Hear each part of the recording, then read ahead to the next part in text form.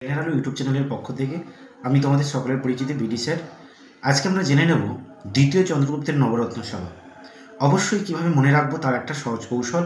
যদি ভিডিওটা ভালো লাগে অবশ্যই লাইক, শেয়ার, কমেন্ট করে মতামত জানাও এবং অতি শীঘ্রই সাবস্ক্রাইব করে এই ভিডিও করতে আরও আমাকে নিত্য নতুন ভিডিওতে উৎসাহিত করো।